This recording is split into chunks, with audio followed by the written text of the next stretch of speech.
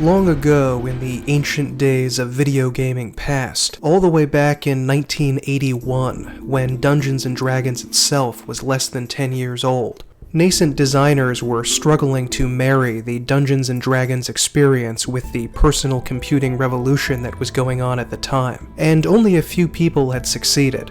Notably the Temple of Apshai series and Akalabeth at the beginning of the Ultima series. In 1981, a series would begin that would eventually gain legendary status in the video gaming world: Wizardry.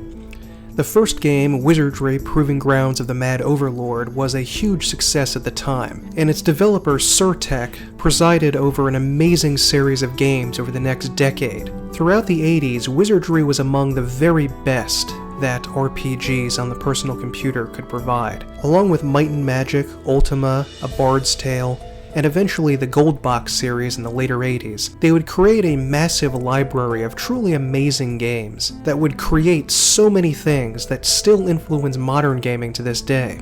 And yet, all of these series are gone. In 1992, Wizardry fell apart. Surtech stopped making the games for a long time, and it wasn't a full decade after that Wizardry 8 finally came out. Strangely enough, all three of the champions of the computer role-playing games of the 1980s, the ones that really gave birth to this genre and perfected it at the time, Might and Magic, Ultima, and Wizardry, all died in roughly the same time in the early 2000s. Might and Magic 9 was considered a terrible failure and barely finished. Is that in your book? Now may we get down to business? Ultima 9 is one of the worst RPGs ever made and is completely and utterly unfinished and almost unplayable. Look! I look just like you. So, I made these clothes, and I've been helping people just like you do. Isn't that great?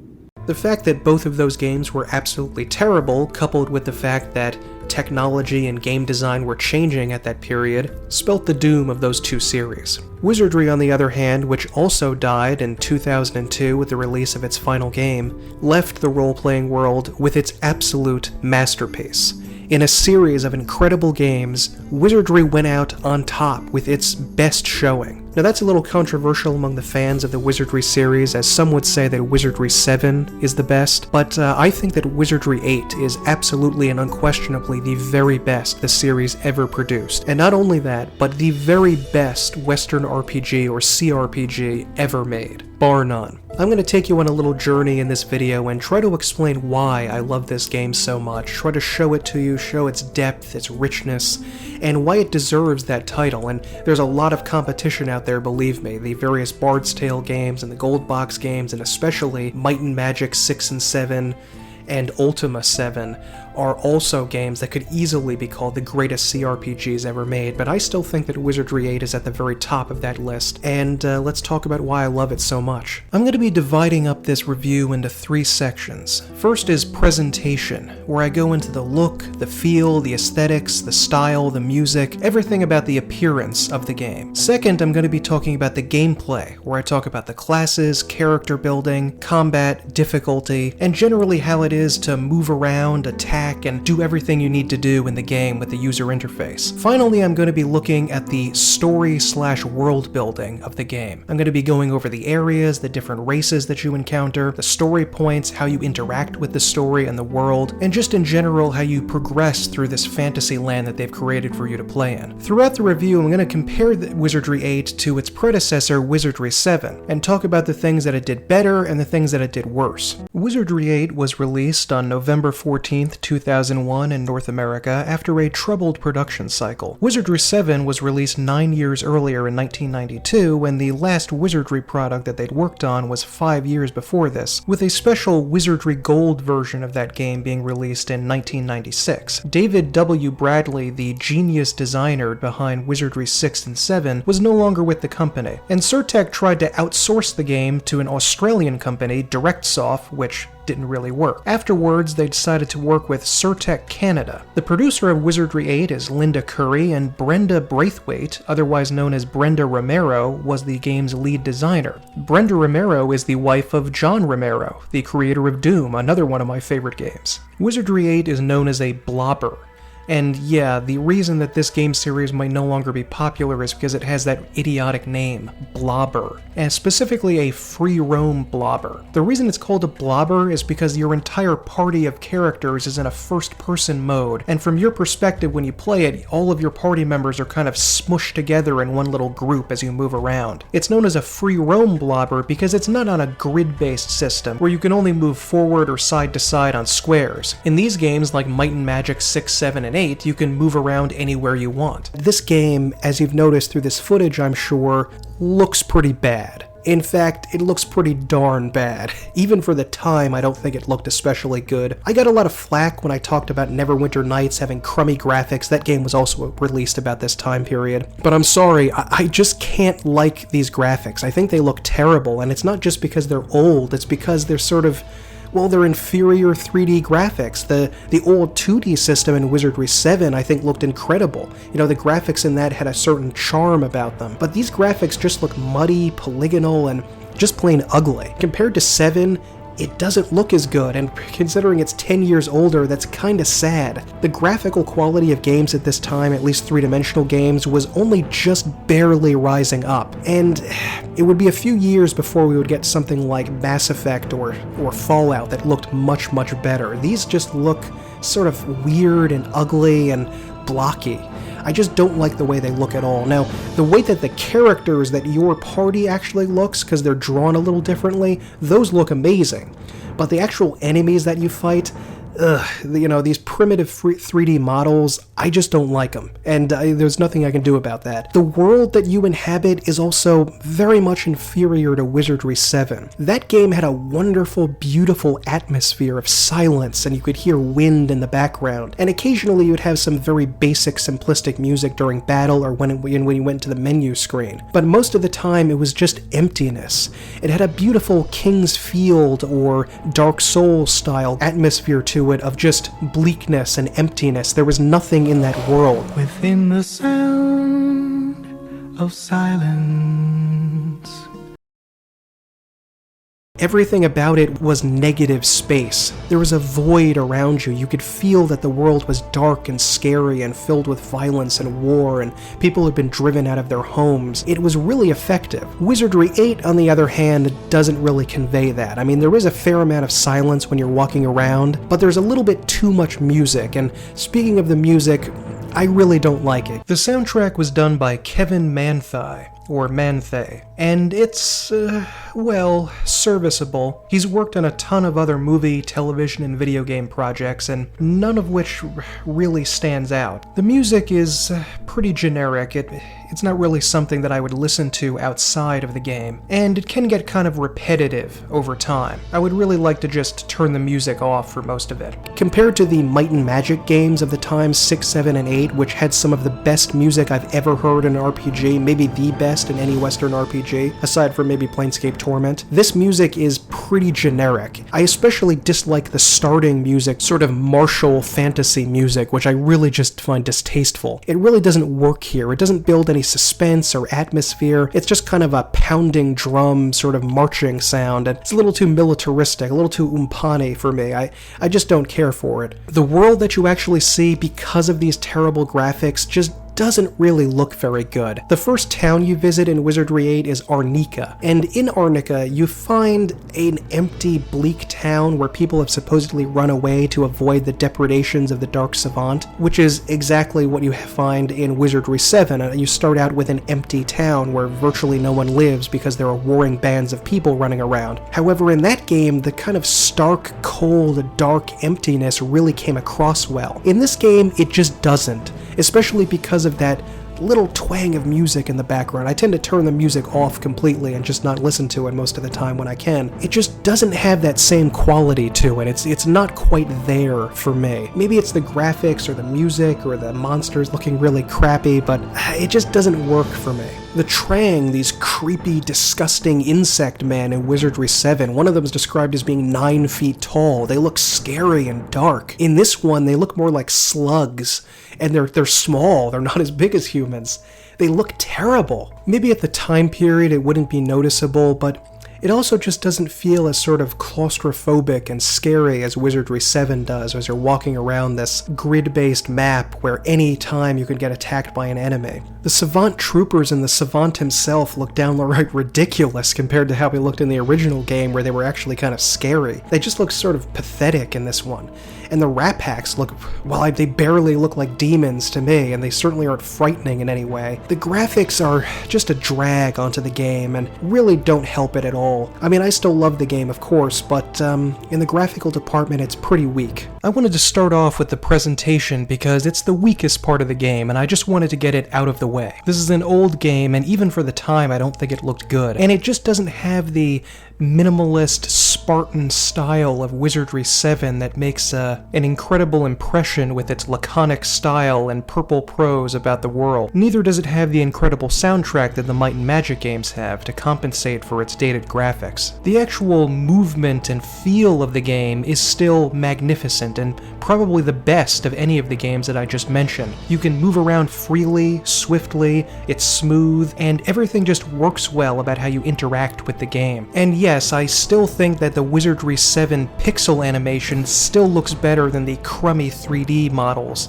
in Wizardry 8. But with that minor point out of the way, let's get on to nothing but the good stuff, starting with the gameplay. Beginning with character creation, it's some of the absolute best I've ever seen in any game. The number of races you can choose from is large. There's humans, elves, dwarves, the standard Tolkien fantasy stuff. But there's also lizard men, cat people, dog people, dragon people, and even Wookiees or Sasquatches called the Mook. What's a mook? A mook, what's a mook? I don't know.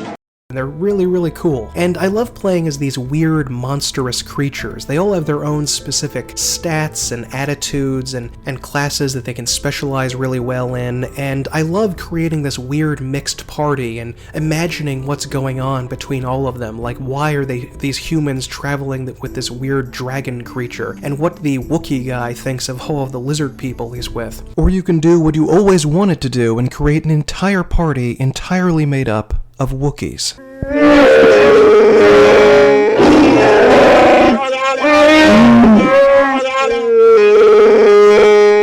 It really creates a kind of richness that you lack in other games, notably, say, the Dragon Age series, where it's just humans, elves, and dwarves all the way. Back in the day, you could play as all kinds of crazy species, and I love that, and I think the crazier the better. I love playing games where you can play as creepy, monstrous characters, not just the standard good creatures like elves and dwarves and humans and so forth. There's quite a few character portraits that you can pick, and I think they look really cool, and I like the fact that they move and sort of shift when they speak there. I think that's a really clever addition that was missing in the older, more primitive games, and it really makes you feel like these characters are people you can get to know, you know? You feel like you're living with them when you see their faces up there all the time. It really feels like you are there with these characters when they yell when they're injured or exclaim how happy they are when they win. It's really fun to see them, and speaking of which, the voices that these characters get are really cool and really funny. They're sort of ridiculous. There's an outrageous French and German accents. There's a Scottish guy. There's a guy that sort of talks like Stephen Wright, the comedian, who just has no inflection whatsoever in his voice. Sure.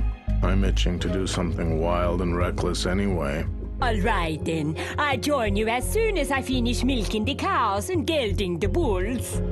There will be many implements of destruction at my disposal, yeah?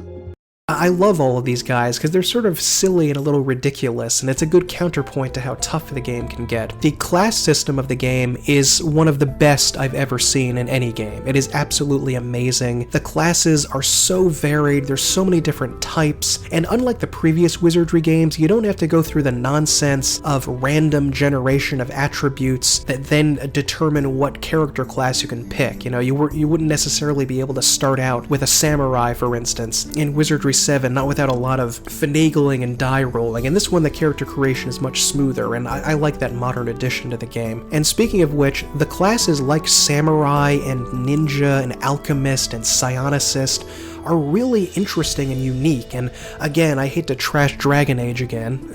Well, actually, I love to trash Dragon Age, but in that game you just get this pathetic mixture of like mage, fighter, thief. In this one, there are all sorts of specializations, and you can multi-class your character to maximize the benefit with their race and multiple classes, and it's really, really cool. The Valkyrie, for instance, is one of the best classes in the entire game, because sometimes when she takes a hit that technically should kill her, sort of her magic Valkyrie powers kick in, and instead of going to 0 hit points and dying, she is suddenly knocked unconscious and given some hit points back, so she gets a chance to live through a fatal blow. Or the Lord, who's sort of like the paladin that can use divine magic mixed in with his regular fighting skills, and he can regenerate his health over time, which means cursed items that he's using don't actually affect him, like if they have an HP drain effect, because his regeneration is going to cancel out the curse of having his health drained away. The Psionicist is often kind of smack-talked when people talk about Wizardry 8, but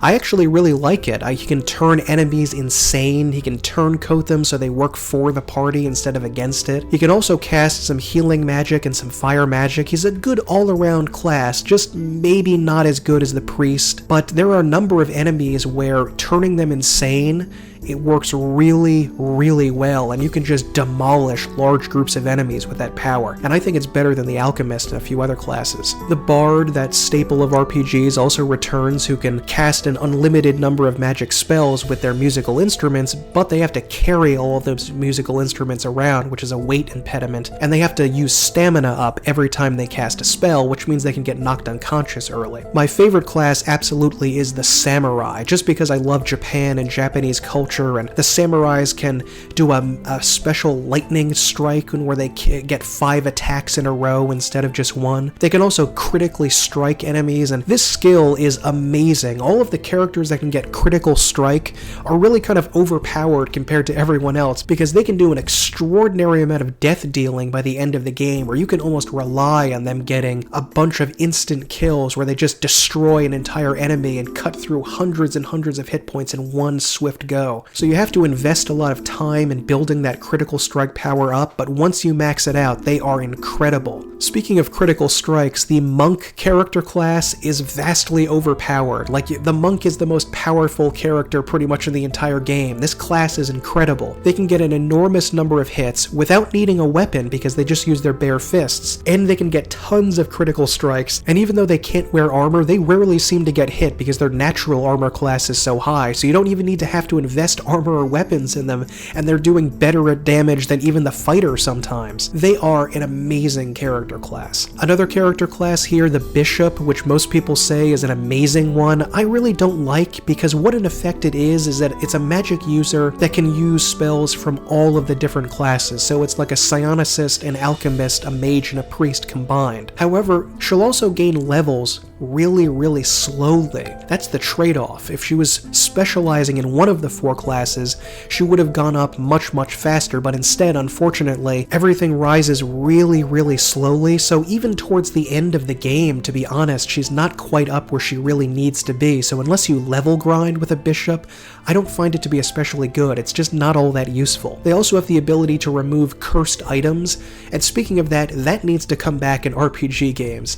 We need cursed items that if you equip it, you suddenly find out that you can't unequip it. That's a really cool little penalty that you can get in the game for being a little bit overzealous when picking up a new weapon. I really like that. I also love that there's another character race that you very rarely see, the Fairy, which is sort of like a 1 or 2 foot tall pixie that's always flying around, sort of like Puck and Berserk, but you only rarely see that in RPGs. That's a really cool thing that they included that. I usually have a Fairy Mage that I play, and they look really cool and sort of insect-like. They also added a new class called the Gadgeteer, and it really emphasizes the science fiction elements of the Wizardry series. He's sort of a rifleman mixed with a tinker gnome kind of thing, and he uses all these weird objects that he calls gadgets that you can create, and it's sort of a fun little treasure hunt to find all the objects you need to get to make these things, and they sort of allow him to function kind of as a bard by casting spells over and over again an unlimited number of times with the items. And he also has this amazing thing called the Omni Gun, which you can use in a bunch of different ways to fire different ammunition, and he can get muskets and things like that, and he's just really a cool character, and I like that this was added in there. It's very unique. I like to imagine a gnome or a hobbit being a Gadgeteer. I think they make really good ones. It's just such a cool class they added. There's just so much cool stuff here, and speaking of which, as you may have noticed, you get to create 6 characters, and that is amazing because nowadays you barely seem to be able to create one character, and you don't get much to create with, to be honest. But back in the day, you had to create an entire party, and to some degree I think people got lazy and they don't like it, but I think that's crazy. I hate that they have like pre-made parties in the game that you can pick, but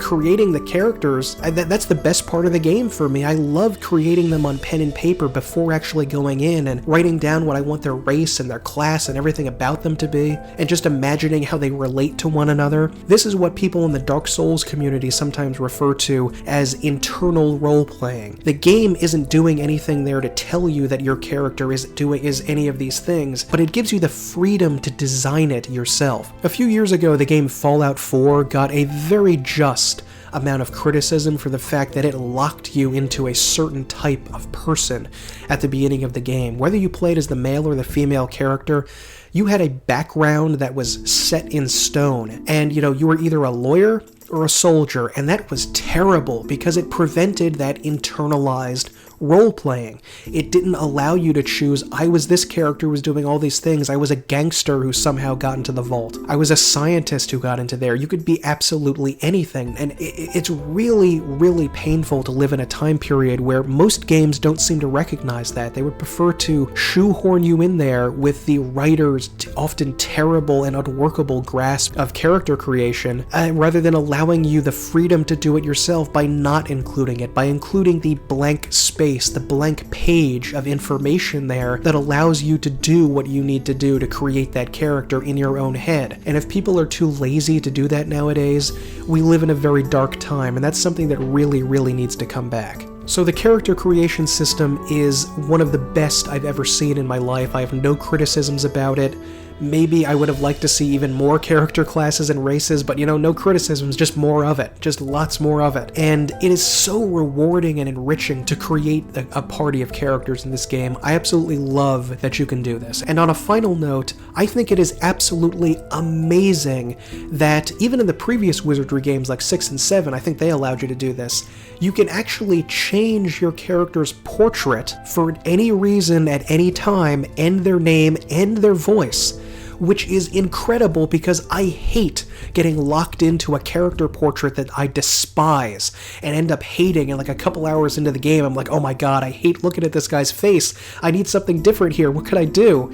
And you can just change it at any time you want. Or if you hate a certain voice, although pretty much all the voices are good, you can change it right there. You don't like the name after an hour, you can just change that right away. It's great, you can change it at any time in the game, and that kind of freedom is something that we need to encourage in every game, not just games from the past. And it's something that you can do, say in the Fallout games, or you get your face reconstructed, which is nice, or Dragon's Dogma allowed you to do that, but it's something that needs to be encouraged for every game. Now let's get to Wizardry 8's greatest achievement, the combat. This has one of the most satisfying, enriching, and just plain fun combat systems in any video game, and any, not just RPGs, but any of them. It takes place, as you can see, from a first-person perspective, just like all of the other Wizardry games going back to the original, and you can see the portraits of all of your player characters on the left and right of the screen there. You can choose to have them only partially visible when they do something, or have them there all the time. I prefer to have them there all the time just to sort of remind me that these characters are with me and that we're adventuring together, but you can get a bigger field of view if you push them off to the side,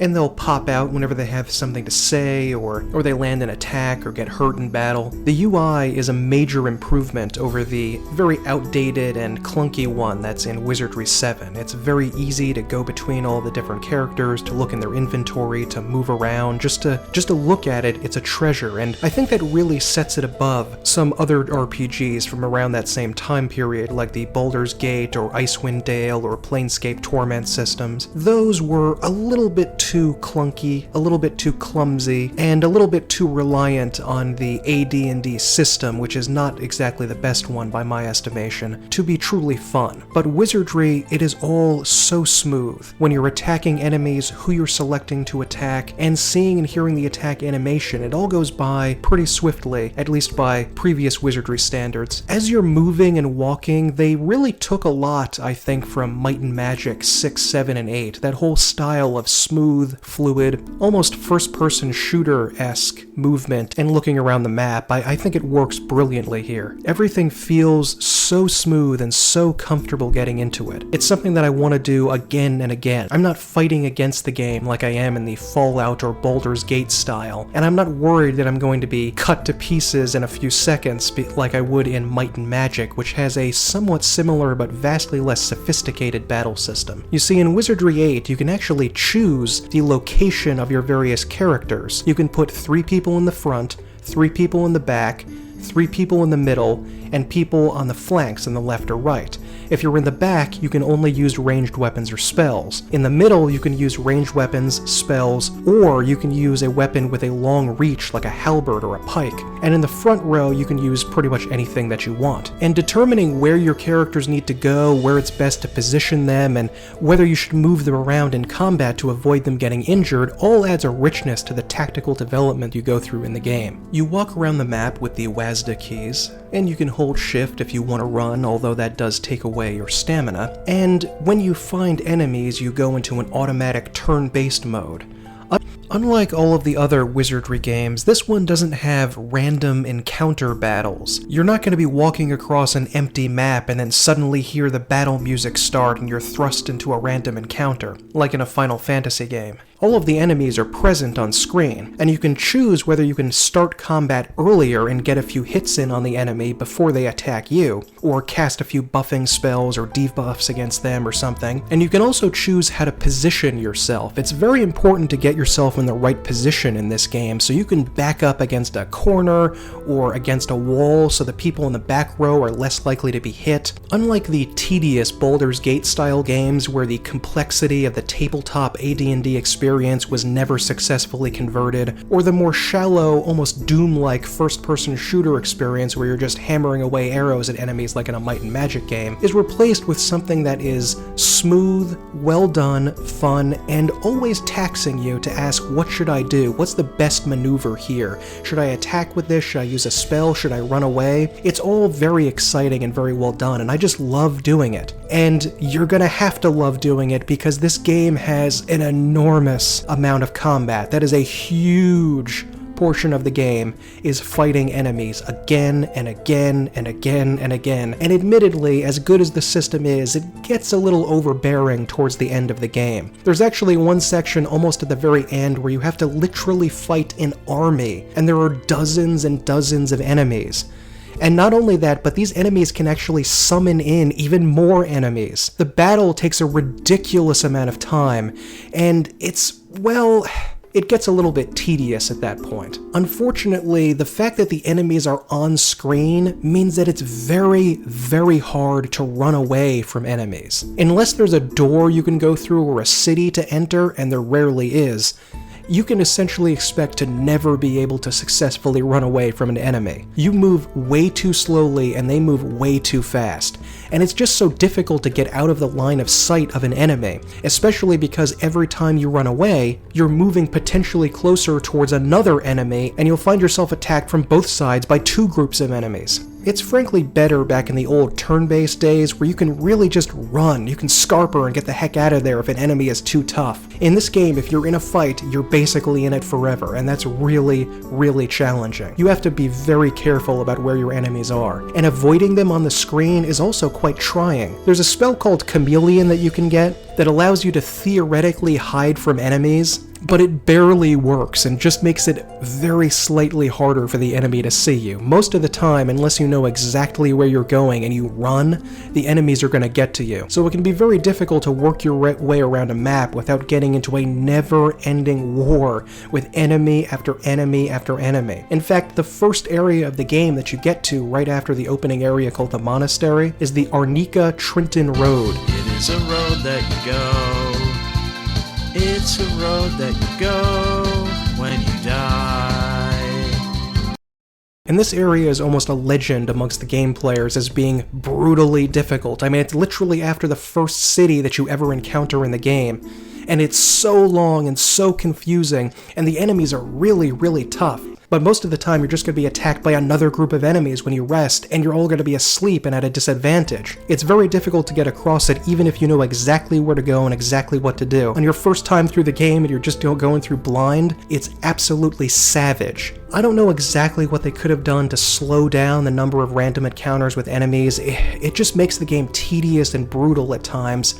If the combat system wasn't so good, it would be almost unbearable. But thankfully it is, and well, that's always part of the Wizardry games, I guess, is having all of these battles, so I guess you just have to deal with it. But at the 40 or 50 hour mark towards the end of the game, that's when it starts getting a little brutal and a little unfun. Speaking of brutality and things that are not fun, well, this game is unquestionably the easiest of all the Wizardry games. However, it's still a brutally difficult game. It is very hard at times. During combat, you're mostly going to be worried not about the enemy striking you and taking away your health, but more about him using status effect spells or abilities. They're going to be using things like sleep, insanity, turncoat, paralyzation, blindness, being silenced, fear, poison. It's really an irritation. I mean that literally. Irritation is one of the status effects. So instead of just trying to damage your enemies, you're going to be a little bit more concerned about inflicting them with a variety of status effects to weaken them and then attacking them.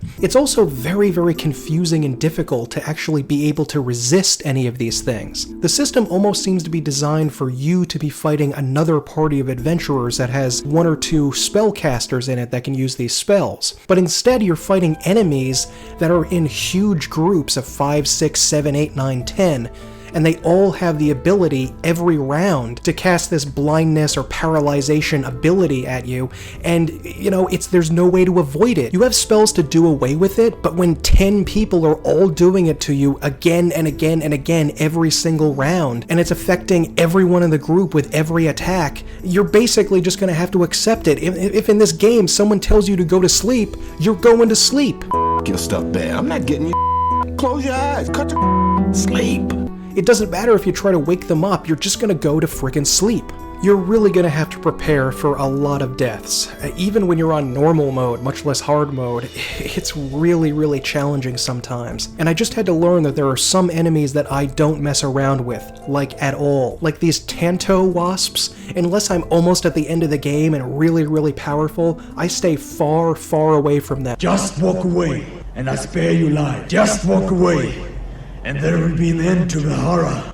Because their ability to blind the player essentially means that you're never going to land a hit. I really mean that. It's never going to happen. In a simpler game, most of the time your character hits and occasionally they miss. But this game is the opposite.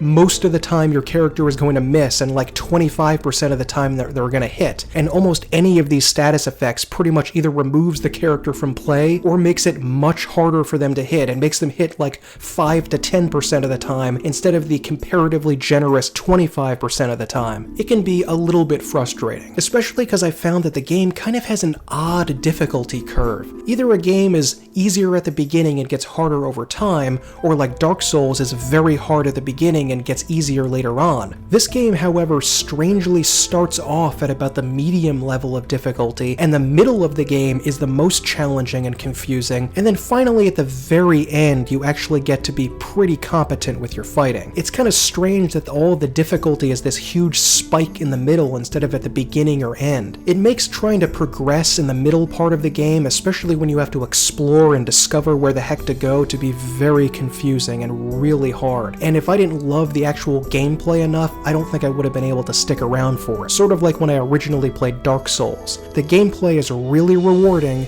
but it has to be to cope with the intense level of challenge. Eventually, by the end of the game, your fighters are going to be going berserk and getting huge amounts of damage, your monks and samurai are going to get tons and tons of critical hits, and eventually your spellcasters are going to be using huge, devastating area of effect spells that can eradicate enemies pretty simply. But it takes a long, hard road to get there, and it reminds me of the brutality of the old Grognard days of D&D back in the 80s and 90s.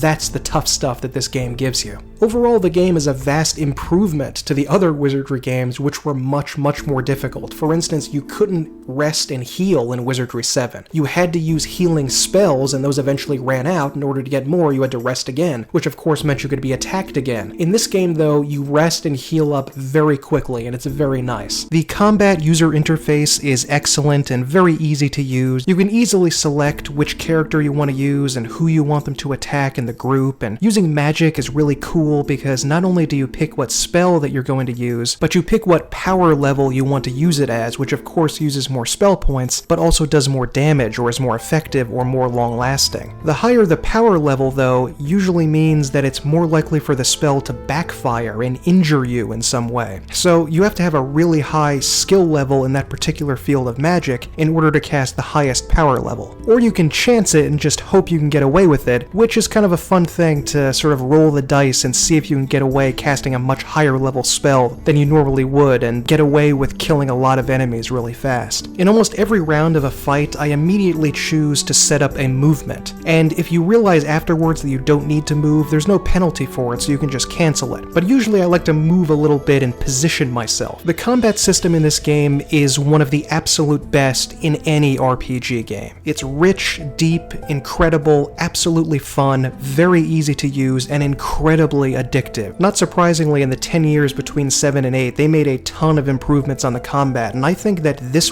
game, Wizardry 8, is the pinnacle of the entire world of classic RPG games in terms of its fighting. Better than anything else. Better than the set up the battle and watch it happen kind of style in Ultima 7. Better than anything else the Wizardry series had. Better than the vain attempt to capture AD&D rules that the Gold Box series or the Baldur's Gate style games had. This is the absolute best of, for lack of a better term, pre-modern RPGs in terms of combat, and I highly urge you to play it. You're not going to regret it. It's absolutely incredible. Now seems as good a time as any to get into one of the stickiest wickets when it comes to the entire Wizardry series. And that is the fact that this game was made back in the old days, when men were real men, and women were real women, and Sasquatches was real Sasquatches. In other words, this game is hard. Back in a time period when games were just starting to ease off of the customary difficulty that you would expect to find in them, before the modern gaming scene made everything so simple and pathetically easy. This game demands that you pay attention. You have to be aware of everything going on around you, you have to make a ton of really smart choices, and even if you make all of the right choices, you can be crushed utterly by luck. So you may have to try again and again and again, and saving and loading often is very, very important. The game is cruel but fair. You're gonna do alright, but only if you thoroughly pay attention all the time and don't slack anywhere. Because if you do, you're gonna make a mistake and you could easily die. One missed move in a battle, when you could have done the right thing but did the wrong thing, that can lead to your death. It is a little bit hard to recover in this game. If things start going badly, they're going to continue going badly. So you have to be on edge at all times. Very early on in the game, you can die. Your entire party could get wiped right at the start if you're not careful. Especially if you're playing on expert mode, your party can just be demolished. You can be erased very, very quickly. There's a boss early in the game in the first area, really just after an hour of play, that's very, very tough. And he can cause a TP KO, a total party KO, just instantly if you're not careful. You're probably going to have to reload and fight him a number of times. And there are a lot of deaths in this game. You're definitely going to die a lot, and you have to be very careful of that. And resurrection powder, that is not cheap. You get the resurrection spell for your characters way, way later in the game, and up until that point the only thing you can do is a resurrection powder. It's several thousand gold pieces a pop for just one resurrection powder to bring back one character to life, and that can drain your entire party's bank account instantly early on in the game. And that's just with one character. So you have to be careful and probably reload if anybody dies for quite a while early on in the game. There is a way to find a couple of resurrection powders in the first dungeon, but they're kind of in a difficult, confusing area to get. Like, anyone who could possibly find them would find the game so trivial that they probably wouldn't need them. It gives it to you, but it's so tough to find them, it's kind of a trollish move. But I'm here to tell you that as long as you pay attention and work hard, you can do a great job, because this game is actually, get ready for it, the easiest of any of the Wizardry games. It is much easier than Wizardry 7, and that was far easier than any other previous Wizardry game. This game has an appropriately modified difficulty for the series. It's not agonizing like it would have been back in the 80s, and it's not relentlessly easy, even though it can be a little bit of a culture shock playing this for some people who are a little bit younger. A couple of occasions, yeah, the game is kind of BS with some of the things it does and some of the monsters, but overall I thought that this was a healthy challenge that just kept me on my toes. I think that the challenge was done just about right throughout the game. Although towards the end, when instant death clouds begin to be cast over your entire party over and over again, that was a little bit much, where every single round that passes you have a chance for everyone in the party to die, and they have to make a saving throw against that. That was a little bit too much, but other than that, just about right. Moving about the world is silky smooth and works beautifully. It doesn't have the annoying clunkiness that a grid-based system like The Legend of Grimrock or Might and Magic 4 and 5 or the previous Wizardry games would have. And I'm not constantly fighting with the game like the ridiculous Baldur's Gate or Planescape Torment style system. Everything is relaxing and as smooth as butter. There are some minor irritants when getting around because, unfortunately, sometimes NPCs can block your way, and there's really nothing you can do to get them out of your path. You just have to camp for an hour or two and wait for them to move on in their path, and they'll just get stuck right in the middle of places. It's really irritating, but it doesn't happen too often. And be careful wandering around the tree city of Trenton, because these guys can actually knock you off the edge and kill you if you're not careful. Speaking of the NPCs, most of the town areas in these games, they simply don't have any safe areas. It's very different from most games where there's a dungeon and a safe area in town where you can shop and talk to NPCs. This game, every single area is a dungeon. Even the towns are swarming with monsters, and you have to be very, very careful. There's no safe point. There's no relaxation area. There might be one or two shops where you can kind of shelter yourself in if you're lucky, but for the most part, the entire game, every step you take, there's something waiting to kill you.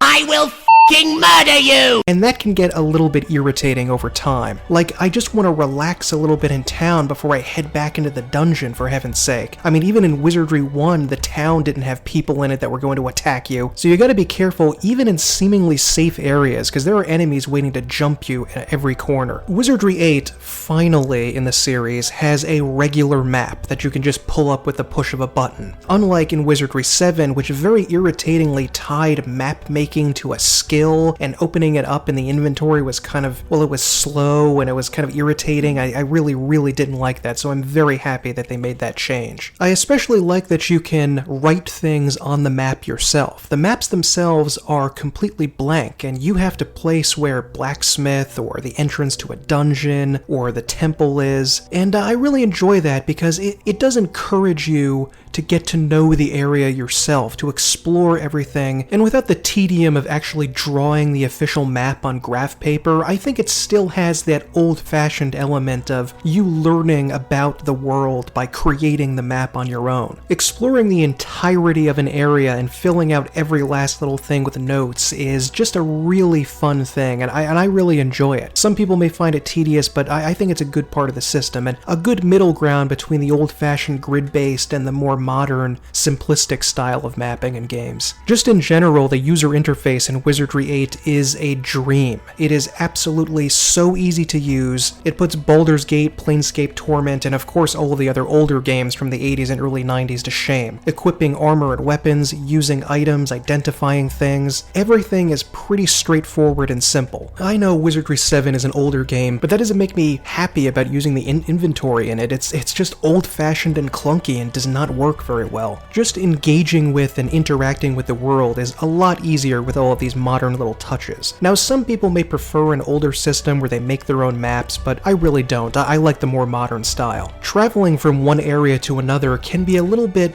confusing, I would say. Not that it's hard necessarily to know where you're going, especially if you've played the game before, but it's hard to know how long it's going to take, because it entirely depends on those random encounters. When I first went to Trenton, for instance, it took me a long time to get from point A to point B. It took me over an hour in this one section because I had to fight monster after monster after monster, and unfortunately, those NPCs that are wandering around, those good guys, the sort of town guardsmen of the villages, well, they'll join you in the fight, which is kind of a good thing because you want them to help you because the battles are very difficult. Unfortunately, that also means that turn after turn after turn is added to how many characters have to fight, and it slows everything down to a crawl. And suddenly, instead of 10 enemies and your party fighting, it's 10 enemies, your party, plus 15 other guys that are trying to help you. So it just ends up making everything agonizingly long. However, sometimes you can come here and there's no enemies to fight whatsoever, and you can skate through it in a minute or two. And when I replay the game, I tend to do it by avoiding as many random encounters as I possibly can. Not that I don't want to fight, of course I do, but if I don't have to, I try to get out of there, because I don't really want to be bogged down, especially because of another facet of the game,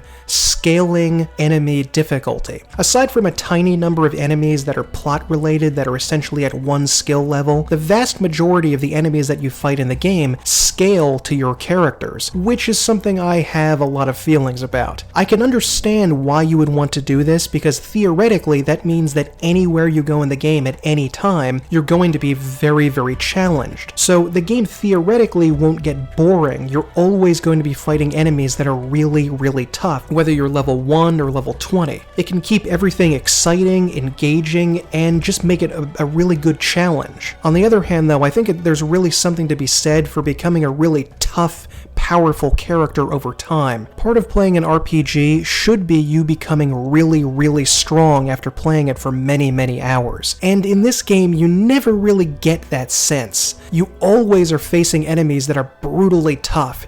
It's a little strange going back to early game areas where I really should be able to trounce everything in my way, and finding enemies that can actually pose a difficulty to my party and force me to always think and react and fight. And some people really like that and want that and hate the fact that certain areas become trivialities that you don't have to care about anymore, and they would prefer a really rough system where you're always on your toes, but I don't necessarily enjoy that, and I think that if I were making the game, I would exclude that. It's not that I don't want tough areas and tough enemies, I just want there to be a gradual skill progression from easy to hard. I don't want to be worrying about going to the first level of the game and getting my butt kicked by something there. The world itself is absolutely huge, and with all of the fighting and traveling you're going to be doing, you can easily expect to put 40, 50 or more hours into this game. And on my most recent playthrough, I would say I got between 45 and 50 hours, and that was because I knew the game very well and was not really taking my time through it. I was kind of rushing a little bit. If I spent even more time, I could easily have added 10 or more hours onto that. And if I didn't know what the heck I was doing and was figuring it out for the first time, slap yet another 10 hours onto there. This is a long game that you have to invest a lot of time in, but I think it's definitely well worth the effort. When you traverse the area, you will eventually get access to spells called Return Portal and Set Portal, and that allows you to teleport between different areas of the map. And that is very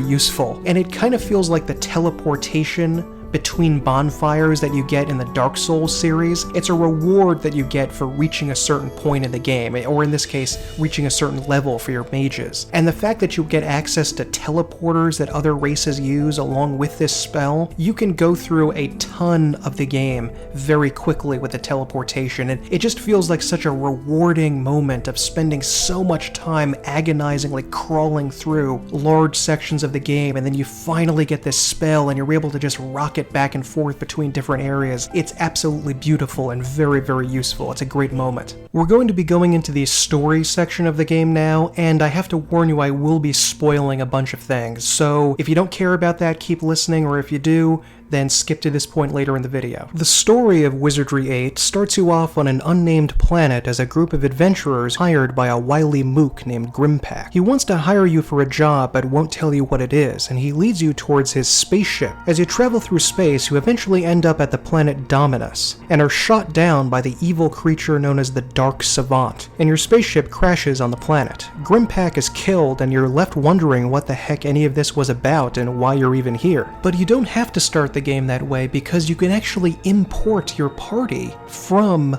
Wizardry 7 into Wizardry 8. And considering you can import a party from Wizardry 6 into Wizardry 7, you can even carry over items that were important to the story all the way from Wizardry 6 back in the 80s into Wizardry 8. And if you happen to do that, you get a massive XP bonus when you give one of those items to a special character. And that is really, really cool to tie all of these games over the decades together like that. It's incredible. If you import your party from Wizardry 7, you get a different introduction showing how you defeated your enemies in Wizardry 7 and have moved on to continue pursuing the Dark Savant in Wizardry 8. Gradually, you uncover the story. There's apparently some sort of strange artifact from the ancient world called the Cosmic Forge. The Cosmic Forge is the most powerful artifact in the history of existence. It is something that is used by the gods to literally create everything in the universe. You can use it to write, essentially, your own story of the world. Create planets, write people out of existence, change time, space,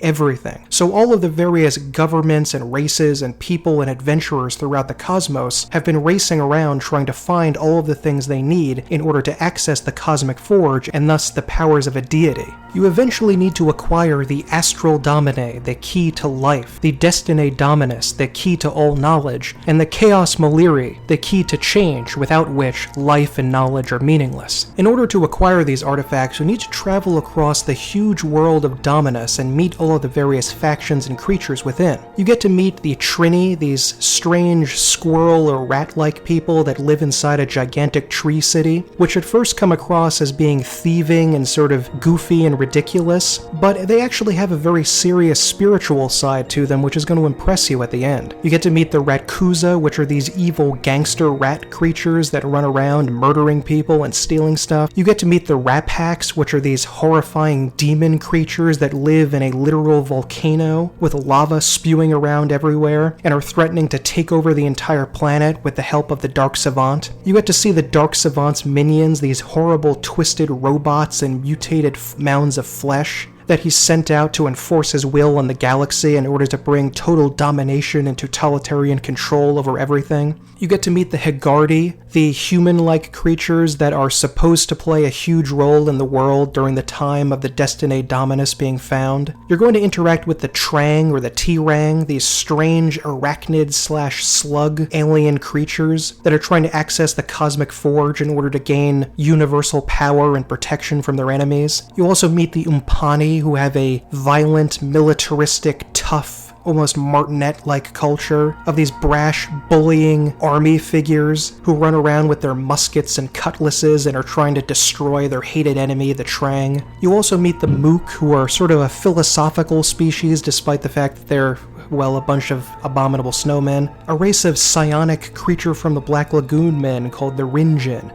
It's a really rich and interesting world, and I just love exploring it and seeing all the weird creatures and all the monsters. It's just a lot of fun. The locations are, even though they're aesthetically not very pleasing, they're varied and interesting. For instance, there's a cool, dark swamp. There's the previously mentioned tree village of the Trini. You can find a creepy cemetery in the middle of the Arnica-Trenton Road. There are mountainous areas with huge rock golems in them. There are weird, sort of very modern and sci-fi looking places, sort of like sci-fi sets mixed in with the fantasy. The weird beach village that the Rinjin creatures live in. You even get to go through a section where you put on scuba gear and walk around underwater. This world is huge. I mean, it's very, very big. It's like Skyrim big. You can wander around to so many different places and see so many unique locales and people. It's absolutely amazing. It's very, very impressive. There are a ton of NPCs that you can speak to in this game of the various races, and your interactions with them are a lot of fun and a lot more difficult and trying than in most modern RPGs. Now, when you go up to talk to them, you don't have a standard set of things to talk to them about. You actually are greeted with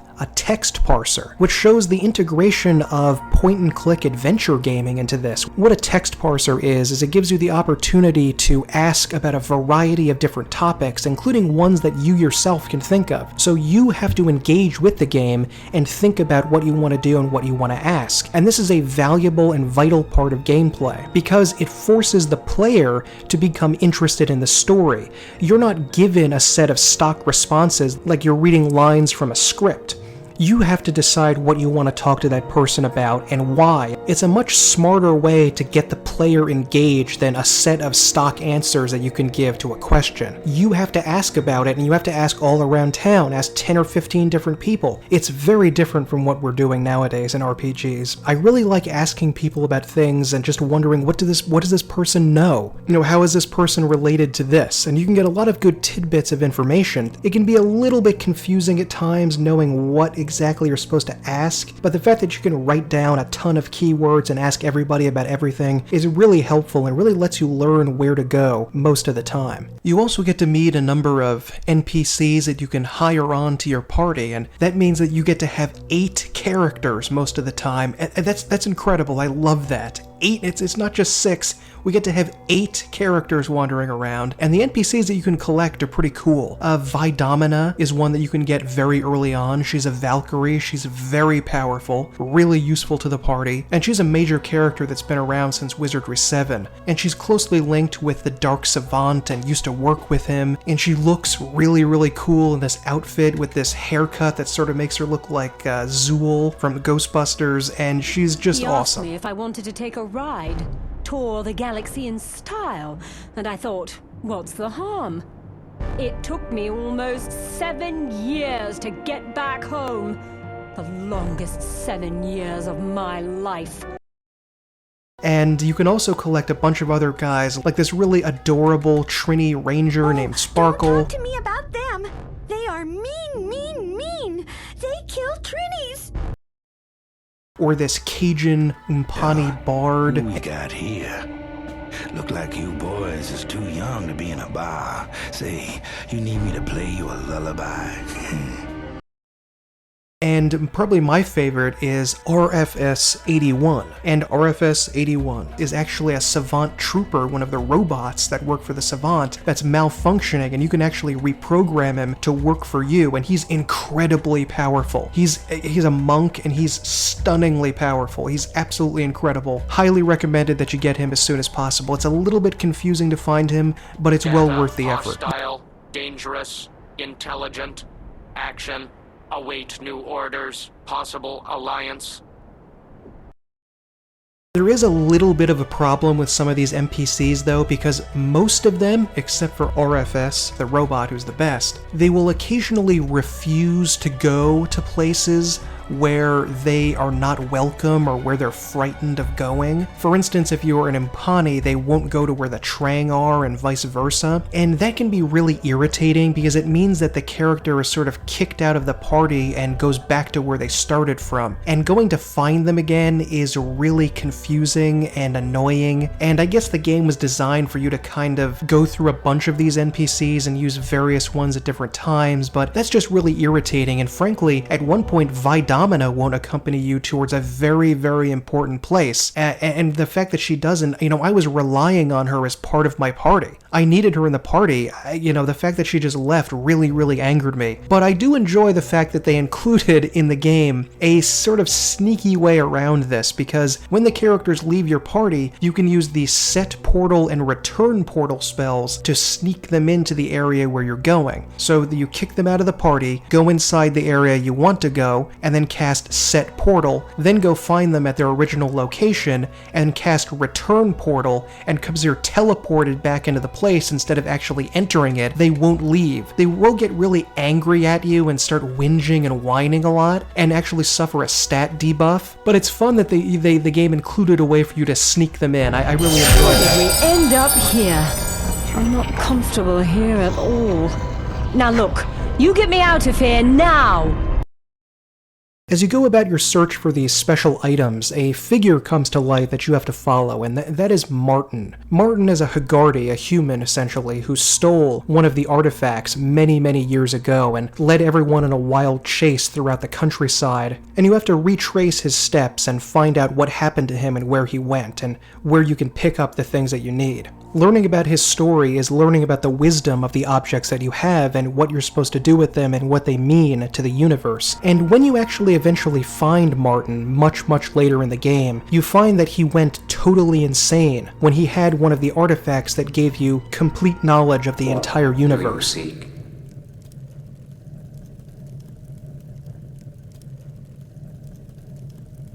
and this you were prepared to receive. The helm I left behind will protect you from the Destinae Dominus, protect you from the fate which is now mine. Like you, I craved all knowledge of the gods, and so I stole the Destinae Dominus from the Brotherhood. It was mine. How wonderful, how terrible such a gift can be. I saw all that ever was, and all that ever would be. I had lived without living, died without dying. The knowledge of the gods was never meant for man, and so it was that I decided to hide it forever, until the Ascension was upon us. We fled, first to Trenton, then to the Bluff, and finally to these caves. Now, the time has come. Which is something that one mortal mind was never supposed to have. And after he went totally insane, he died, and his ghost remains behind, ready to give the sacred artifact of knowledge to the next person who's worthy to have it. And before you get it, in one of the game's kind of BS moments, you have to find a special item that he crafted in order to protect yourself from the effects of insanity if you hold the key to all earthly knowledge. And if you don't have that helmet that protects you, your entire party goes irrevocably insane. Well, not irrevocably, you can put down the artifact, but you need the artifact to complete the game, and going to get the artifact, especially if you don't know where it is, while your party is totally bonkers, is not really possible. That's kinda sort of a BS moment of the game that I don't necessarily like, and could really confuse you and mess you up if you happen to do things that way.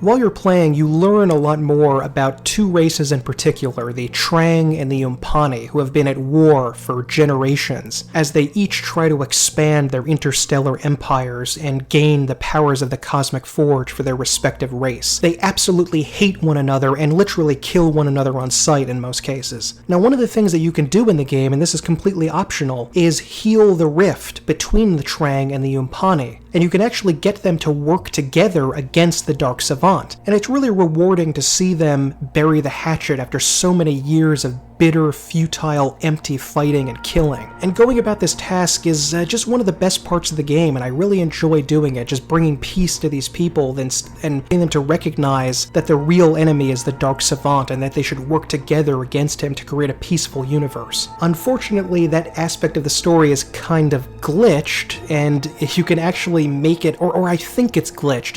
It's either glitched or it's really, really hard, and you have to do it in a very precise order that I'm not able to get every time, because if you don't do one thing in one particular way, because you have to work for both the Umpani and the Trang, it can actually appear to them that you betrayed one by working for the other, and they will attack you at the end when you try to bring them together. However, you're supposed to be able to avoid this by bribing someone to make sure that information doesn't leak out, but it doesn't exactly work, or I'm not exactly sure when you have to do it, and unfortunately this very rich, interesting story moment is not married to a gameplay moment, because it doesn't actually change anything about the end of the game. It really feels like cut content almost, that the Trang and the Umpani were supposed to join you in your fight on Ascension Peak, where the path to the Cosmic Forge is at the end of the game, and make it easier for you to win against your enemies, but it ended up not really functioning, unfortunately, or it never wasn't really finished. I mean, that's the impression I get. I don't know what was supposed to happen. You also get to go through a number of really cool, interesting plot points, like working for the Raphaks, these evil, demonic creatures, and you, unfortunately, if you start working for them, you get a lot of benefits, but you also have to do a dark ritual with this evil sorceress woman, and if you don't kill her afterwards, and she's really hard to kill, one of the toughest fights in the game, then you'll be forever ensorcelled by her, and one of your characters will constantly lose HP if he's not right next to her in the Raphak's Rift, their homeland, all the time. But it's really rewarding to go there early, so it behooves you to do it, so you can get a lot of unique treasure that way. You also get to save the planet from a bomb that the Dark Savant has planted in one of the towns that supposedly will destroy the entire planet. All of Dominus will be instantly destroyed. However, if you disarm the bomb, you can save the entire planet and your life by doing that, and that's a lot of fun. I enjoyed being part of that mission, and there are so many things to go into, so many people to learn about, an entire history of a world, intergalactic politics. All of it is absolutely amazing, and the way the game pushes you into this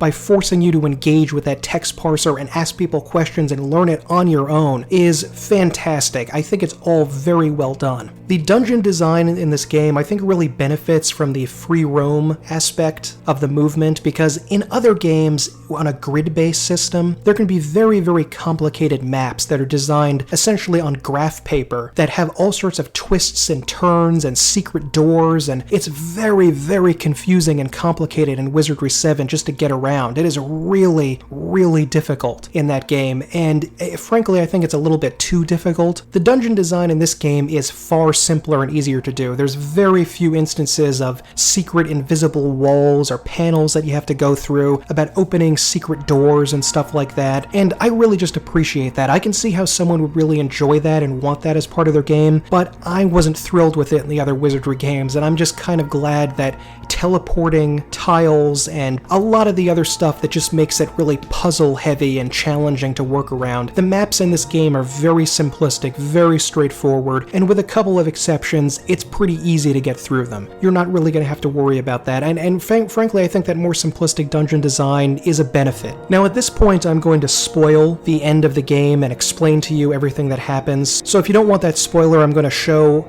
on the screen here the point of the video you can jump forward to if you don't want to hear this. So eventually, after you gather up all the artifacts you need, you go to Ascension Peak, and you place all the artifacts after defeating some very tough guardians onto the various pillars that you need to put them, and you finally, at long last, gain access to the Cosmic Circle. And when you go to the Cosmic Circle, you can go to access the Cosmic Forge. But when you get there, you find the Dark Savant has arrived, and you have to engage in this mighty, brutal fight with him that's very, very difficult, as it should be, because it's the final fight of the game. And you also learn something very interesting, that apparently the Dark Savant is actually God. He's the god called Funzang that the people across the galaxy have worshipped for centuries. He was apparently a gentle, almost Jesus Christ-like figure when he was a cosmic lord who was cast down and became immortal for daring to try to make the world a better place by rewriting the rules of the world for humanity. And after working in the mortal realm to be a good, kind, gentle person, he eventually realized the worthlessness of good and the awfulness that it felt to serve and please other people. And so ironically, after creating this religion that's very Christianity... I gave this world life, and they condemned me for arrogance. I created the 3 artifacts to give mankind a chance to join the gods, and they judged me a dangerous fool. And for daring to question the wishes of the other lords, I was cast out from the circle. In its belief in loving your fellow man and helping people and being kind and just. He actually totally reneged on all of those values and became the horrible, evil figure of the Dark Savant and began stalking the world, killing people and destroying entire planets in search for the artifacts of power that he would need to reclaim his place as a cosmic lord, destroy all the other lords, and rule the universe with an iron hand. So that's quite a twist, that the good guy God is actually turned into the evil guy at the end there. So once you actually defeat the Dark Savant and reach the Cosmic Forge, it's become yours, and you can decide what you want to do. You can either join the Dark Savant and work with him to be evil, or you can use the Cosmic Forge to rewrite history and make the Rat Packs good, or make things better than they were, and, do what Funzang originally wanted to and make the galaxy a better place, sort of the good guy, goody two-shoes ending. And I absolutely love this conclusion to the story, because one of the things that can keep me from being drawn in to a video game RPG is if the stakes aren't high enough. This was a problem I also had with the original campaign of Neverwinter Nights 1, but there can be problems like this in any game. It just doesn't feel as epic as it possibly could be. I just don't want to be fighting to save something, some sort of, for 20, 30, 40, 50 hours of gameplay for some sort of penny-ante reason, like saving a city or a country or something like that. In this game, you're not only working to save the universe, you're working to become a god yourself. You're not just going to be given a dukedom or something like that. You're working towards becoming the ruler of the master of the universe. The masters of the universe! You're becoming the highest being in the galaxy, and you can change everything around you and use your powers for good or for evil. And the fact that I'm working towards that goal is just, it's so motivating and interesting, and I think it's probably the highest stakes in any video game ever. Maybe it might be, I'm not really sure, I could be wrong about that, but I think you're working towards the biggest goal you possibly could, and I think that's amazing that you actually reach it at the end and become a god. That's incredible. Of your home, your world, of good things, its beauty and frailty too. You write of adventures you have had, and of those yet to come. You write of your fears, and you write of your dreams. Soon whole new galaxies and stars open up before you. Upon your planets, you write in people, all kinds of people, races of every color, shape, and size. 1,000,000 years of evolution pass in minutes for you. Cities rise, and entire civilizations take shape. And that's the way this amazing story ends. In a meta-narrative sense, it's telling you that this story is now over, and you, as the player, are now responsible for becoming the writer. It's your job to create new worlds and new places. It's telling you it's your time to go out there and make your own fiction, and make your own worlds, and make your own people, and your own races, and creatures, and fantasies, and adventures. And that's probably the most poignant ending to any RPG game I've ever played, by saying, here, the pen that we've held for so many years is now in your hands. This story is done, and it's the player's responsibility to create an entire galaxy. The adventure is yours to create. And that's one of the things that makes this game special, because you're in charge now of making your own world. It's reminiscent of the ending to The Holy Mountain, the film by Alejandro Jodorowsky, where just at the very conclusion of the movie, we're about to learn the secret of everything, the secret of the universe. They pull back and show this is a film set. The secret of immortality, to be like gods. And here we are, mortals. We are images, dreams, photographs. We must not stay here, prisoners. We shall break the illusion.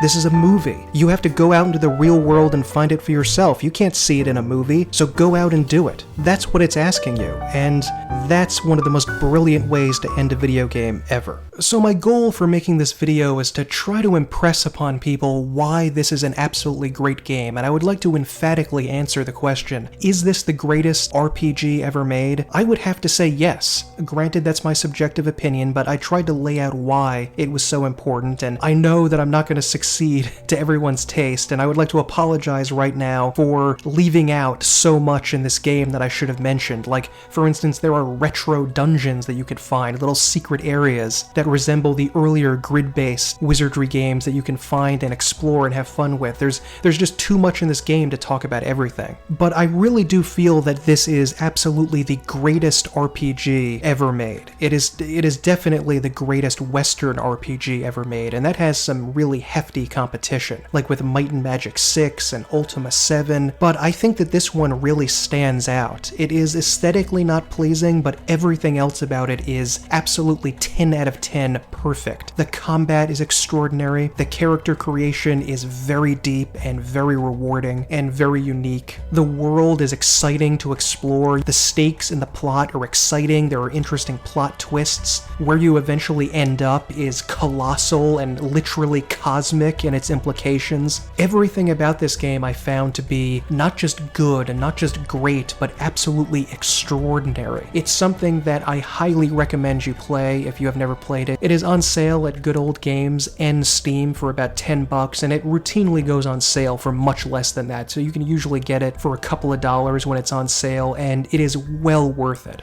The way you engage with the world, where you have to dig up all of the information about it instead of just being thrust into the role of someone else, you have to figure it out on your own, is amazing. The combat is incredible, though occasionally a little bit excessive. The difficulty has been toned down just enough to make it not agonizing like Wizardry 7, I felt, which is still a great game, but I felt could be a little bit too too hard at times. And I just love spending time in this world, fighting, exploring, gathering items, talking to NPCs, getting hirelings. Everything about this is just incredible. This game is so special to me, and I wanted to make this video because I had kind of forgotten it myself. You know, I played it many years ago, but I hadn't actually played it for, I don't know, 7 or 8 years, for a long time, until just 1 year ago when I started to play it yet again for the first time in so long. And I was just blown away, and I cursed myself for not playing this game during that time, for waiting so long to come back to this incredible experience. And just in case you haven't played this game before or haven't played this game in a long time, I really urge you to check it out. It is an unbelievable experience, one of the most rewarding systems of gameplay I've ever seen in any video game, and it behooves everyone to spend some time with it if you call yourself a fan of RPGs. It is incredible, it is magnificent, I can't heap enough praise onto it. Get this game as soon as you possibly can, and yeah, let me know in the comments if you've played this game before, and if so, what your experiences of it were. When did you first come across it? What did you think of it? How did you relate it to the other Wizardry games? If you thought this was better or worse, if you thought that other RPG games were better than this one and why, and, you know, tell me your feelings about the game. I want to know what other people think about this extraordinary video game. It does have its fans, but it doesn't get enough love for being as great as it really is. It's not just a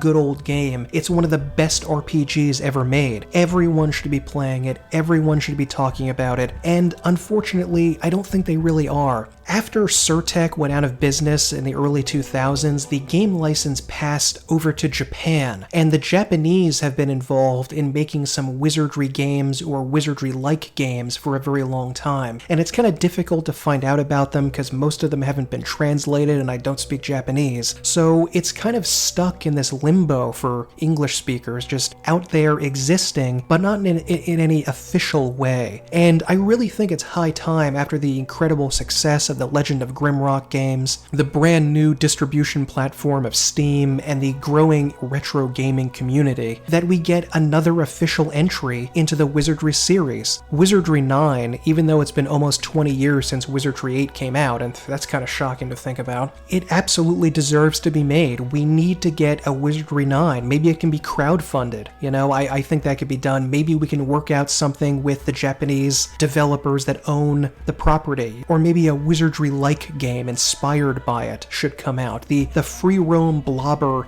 market is waiting to be tapped. People still love Might and Magic. People still love Wizardry, and they need more of them. We need a Wizardry 9. And I think it's really just a shame that this obviously fecund property is sitting there just waiting to be exploited in some way, and we're just letting it languish. We need more of these Wizardry games, and yeah, that's really all I have to say about this magnificent game. Please like this video if you liked it.